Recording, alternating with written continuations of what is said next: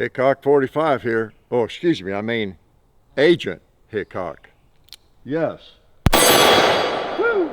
Nice. How about you, cowboy? Wow, Magnums, powerful stuff. Big old revolver. Yes, Agent Hickok here with his duty revolver. FBI agent Hickok. Pretend. Yes, you know, I've been a Navy SEAL, I've been a Ranger, been an FBI agent. What else have I been? Not much, really. Joke. Yeah, so today we want to just briefly talk a little bit about whether or not the FBI made a mistake. Well, of course, I'm sure they made quite a few, but in their firearms selection, their duty firearm selection back in the early 80s, I think it was around 81, 80, 81, along in there. There may have been some agents carried a Model 19, some did, which is this gun with adjustable sights.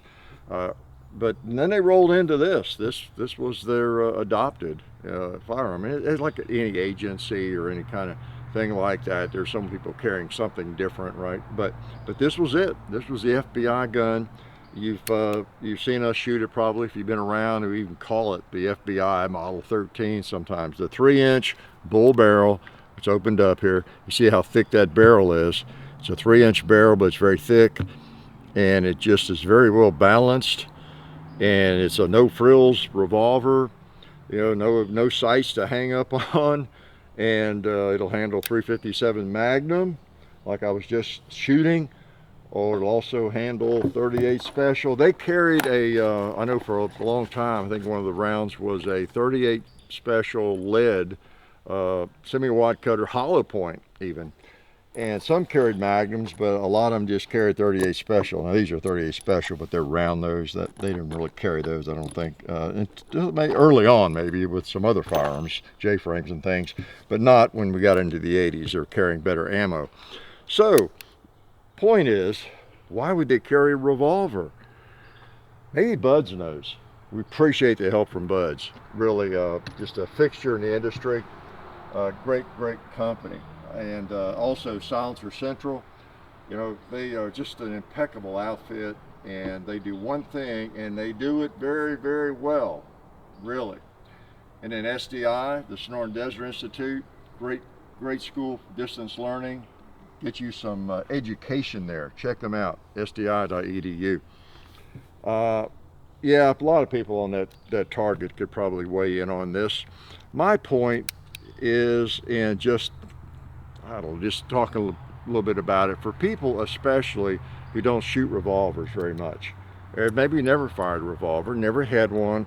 It's the last thing you would ever want to carry as a defensive firearm right now. Okay, I'm gonna put some 38 Specials in here and shoot it while I yak at you, but a revolver, if you don't know that by now, you must not have seen many videos of people shooting revolvers, us or other people.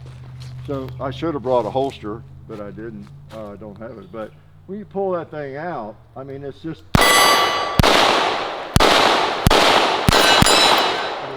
you can hit what you need to hit generally 6 times, can't you? Let me unload it. You can hit what you need to hit. They have a great feel, and for those 6 shots, and of course they would carry a speed loader, and you could pop 6 more in there fairly quickly. I don't get a big thrill out of doing that, but that's what they had. And now the FBI, of course, has like hostage rescue teams and all that sort of thing for something really big goes down.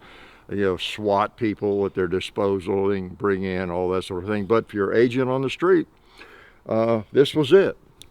And some of you might not have known that. And now what I'm talking about, well, up before the 80s too, of course, but from the 80s, basically the 80s, this was the firearm they carried, I think up to about 90, 91, okay?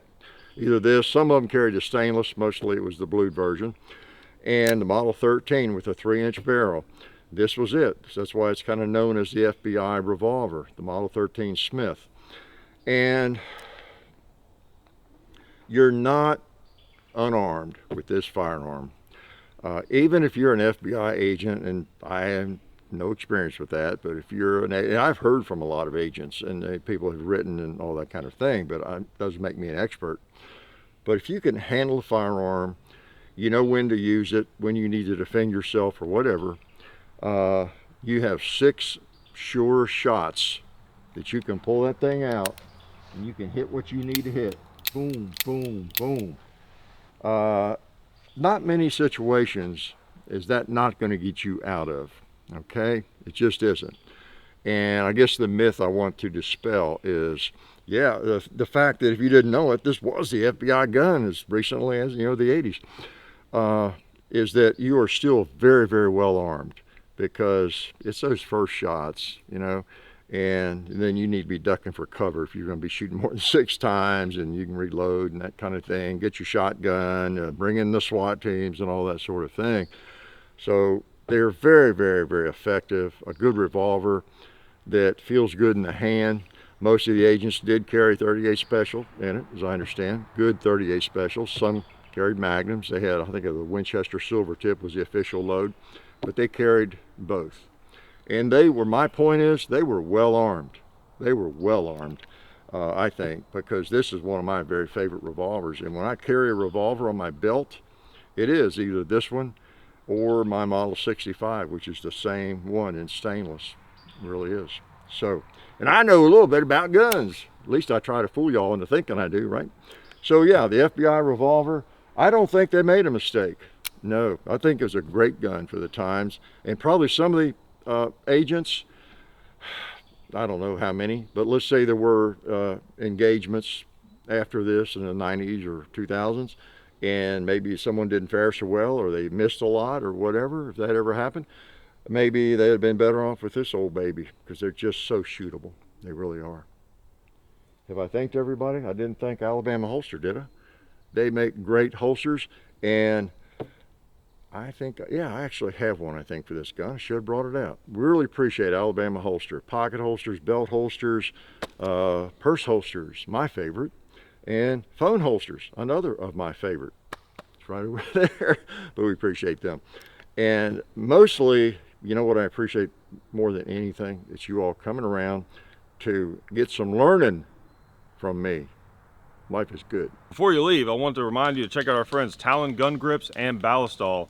Talon Gun Grips have been a staple of the channel for years. As you know, they make grip tape that you can attach to the grip of your handgun or the pistol grip on your rifle, and honestly, anything you're trying to not drop and have a better handle on, right?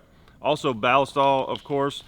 Dad's been using Ballistol since the 90s. It's been a staple on the channel as well. They make it's a cleaner and a lubricant. It's non-toxic. It's a great product. Anything for your guns or anything you're trying to lubricate, it's a great way to go. Thank you guys so much for watching the video.